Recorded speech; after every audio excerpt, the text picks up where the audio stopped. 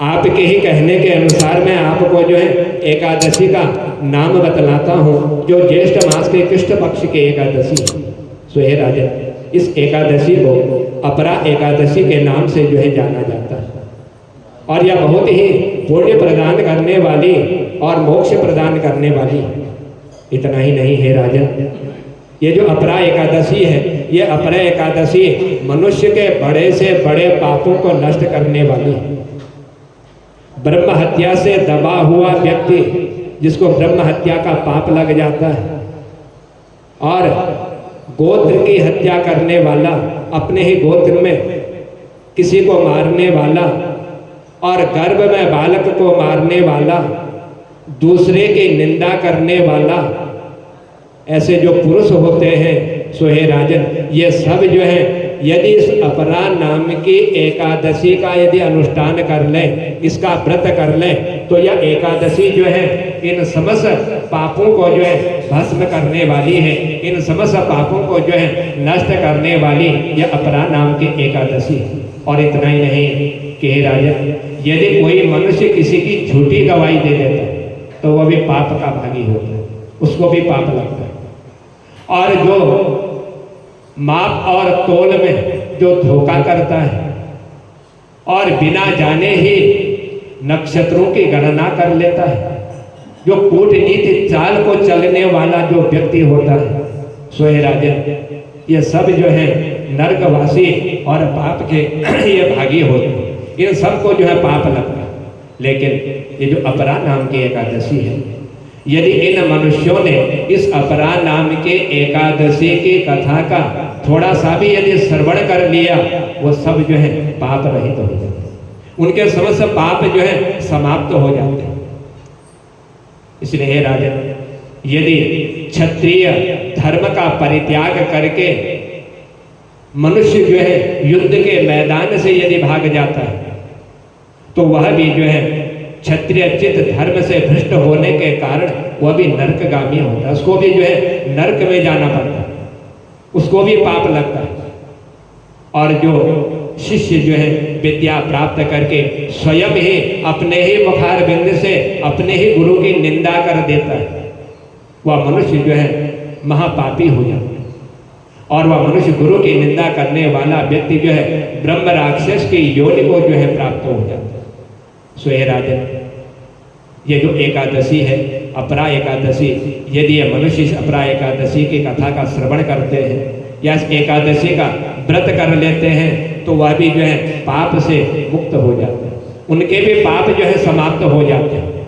सो हे राजन, परम पवित्र माघ के महीने में जब सूर्य जो है मकर राशि पर स्थित होते हैं, उस मकर राशि पर स्थित होने पर प्रयाग में स्नान करने वाले मनुष्य को जो पुण्य की प्राप्ति होती है, जो उसके पाप नष्ट होते हैं इस प्रयागराज में स्नान करने से, और काशी में शिवरात्रि के दिन व्रत करने से जो पुण्य की प्राप्ति होती है, और गया में अपने पितरों का पिंड दान करने से जो अपने पितरों को जो है तृप्त कर देता है, उनको मुक्ति प्रदान कर देता है, यह सब जो है पुण्य के भागी होते हैं।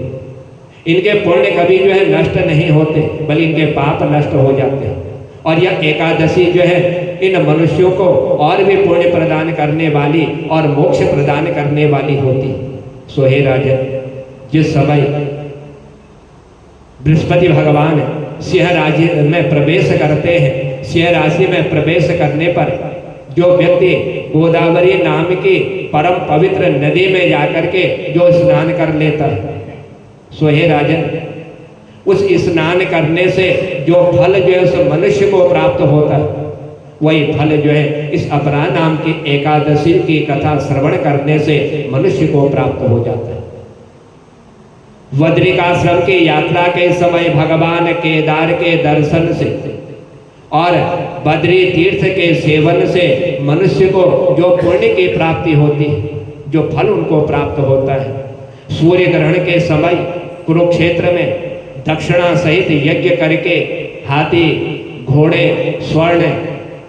और धन का दान करने से जिस फल की जो है मनुष्य को प्राप्ति होती है, वही फल मनुष्य को जो है एकमात्र इस अपरा एकादशी के व्रत करने से मनुष्य को प्राप्त हो जाता है। इसलिए हे राजन, यह जो अपरा नाम के एकादशी है, यह अपरा नाम के एकादशी मनुष्य का कल्याण करने वाली और मनुष्य को जो है मोक्ष प्रदान करने वाली है। अपरा को उपवास करके मनुष्य को जो है भगवान वामन की पूजा करनी चाहिए। जो वामन भगवान है, जिस समय भगवान ने वामन रूप धारण किया था, उस रूप का चिंतन करते हुए उसका जो है ध्यान करना चाहिए, पूजा करनी चाहिए। तो अपरा एकादशी के व्रत का फल उसको जो है प्राप्त होता है। इस अपरा एकादशी के स्वामी जो है भगवान वामन है। इसीलिए मनुष्य जो है पापों से मुक्त होकर के वह व्यक्ति जो है भगवान के विष्णु लोक में जो है प्रतिष्ठित हो जाता है और जन्म मृत्यु के बंधन से भी जो है उसको मुक्ति प्राप्त हो जाती है। इतना ही नहीं कि हे राजन, जो व्यक्ति एक क्षण भर के लिए भी इस कथा का श्रवण कर लेता है या पढ़ लेता है या दूसरों को सुना देता है, इस श्रवण करने से ही उस मनुष्य का जो है कल्याण हो जाता है। उस मनुष्य को जो है 1000 गोदान करने का जो फल होता है, वह फल इस अपरा नाम के एकादशी से उस मनुष्य को जो है प्राप्त हो जाता है और वह मनुष्य इस लोक में सुख भोग करके भगवान के वैकुंठ धाम में जाने का मार्ग भी सुलभ कर लेता है। आज जब भगवान युधिष्ठिर को इस अपरा नाम की एकादशी की महिमा का जब श्रवण करा रहे थे, युधिष्ठिर ने कहा कि हे जनार्दन, इस अपरा का सारा महात्म्य मैंने आज जो है आपके मुखार बिंद से जो है श्रवण कर लिया।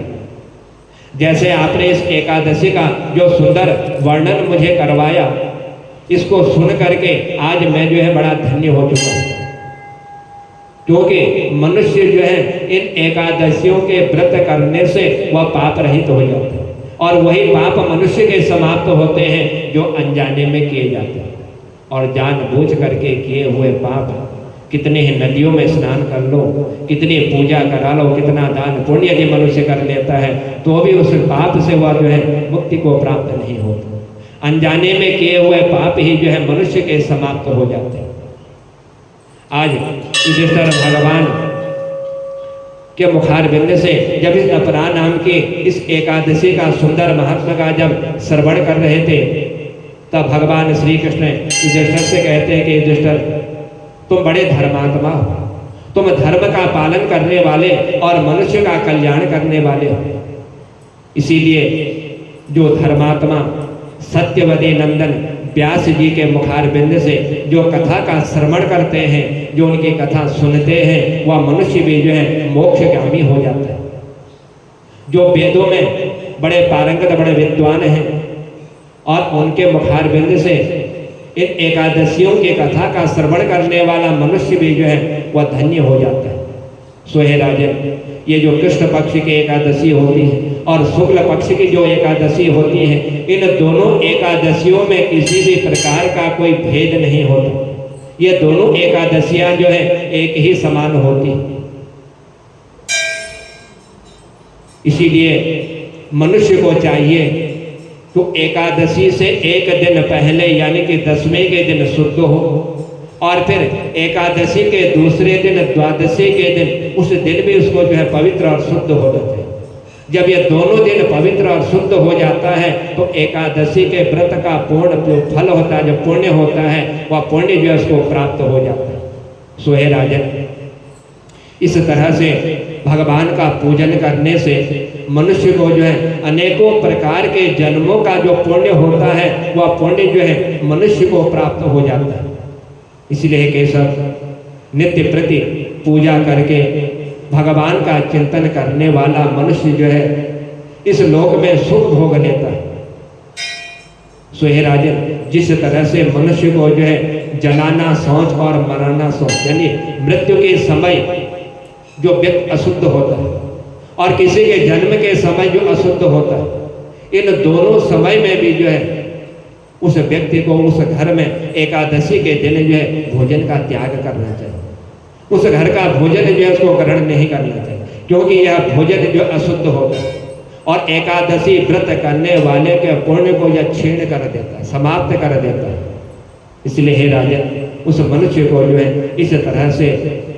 भोजन जो उस घर में नहीं करना चाहिए। आज भगवान के मुखार बिंद से यह श्रवण करते हुए भीम कहने लगा, परम बुद्धिमान पितामह, या मैंने आज आपके मुखार बिंद से उत्तम बात जो श्रवण की हुई है, राजा युधिष्ठिर, माता कुंती, द्रौपदी, अर्जुन, नकुल और सहदेव ये एकादशी को कभी भी भोजन नहीं करते और मुझको भी जो है हमेशा यही कहते हैं कि हे भीमसेन, आज एकादशी है, एकादशी के दिन आप भी जो है भोजन मत करो, क्योंकि एकादशी के दिन भोजन करने वाला व्यक्ति जो है कीड़े की योनि को जो है प्राप्त हो जाता है। किंतु मैं जो है इन लोगों से यही कहता हूँ कि मुझसे जो है भूख सहन नहीं होती, मैं एक पल भर के लिए भी जो है अपनी भूख को जो है सहन नहीं कर सकता। इसीलिए मैं एकादशियों का जो व्रत है इस व्रत को मैं नहीं कर सकता। सो हे राजन, आज भीमसेन की बात सुन करके व्यास जी ने कहा कि यदि तुमने स्वर्ग लोक में प्राप्ति करनी है, स्वर्ग लोक को यदि तुमने प्राप्त करना है और नरक के जो पाप हैं, जो कष्ट हैं, यदि उन कष्टों को तुमने नहीं भोगना है, उन कष्टों से तुमको यदि दूर रहना है, तो कृष्ण पक्ष और शुक्ल पक्ष ये दोनों पक्ष की जो एकादशी है इनका तुम अनुष्ठान करो, क्योंकि इनका अनुष्ठान करने से ही मनुष्य जो है इस लोक में पुण्य को प्राप्त कर लेता है। तब भगवान की ऐसी वाणी सुन करके आप भीम भगवान से कहने लगे कि हे महाबुद्धिमान, हे पितामह, मैंने आपके सामने जो सत्य बात है वह सत्य बात मैंने आपको बतला दी। एक बार भोजन करके भी मुझे जो है मेरे से व्रत नहीं किया जा सकता, फिर उपवास करके तो मैं रह ही नहीं सकता, क्योंकि एकादशी का व्रत 24 घंटे तक जो है भोजन नहीं करना होता है। मैं तो एक पल भर के लिए भी बिना भोजन के नहीं रह सकता, क्योंकि मेरा यह जो शरीर है,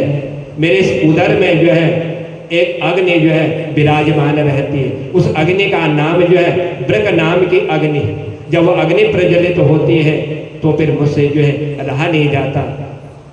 जब मैं बहुत अधिक भोजन कर लेता हूँ और उस अधिक भोजन करने से वह अग्नि जो है मेरी शांत हो जाती है। इसीलिए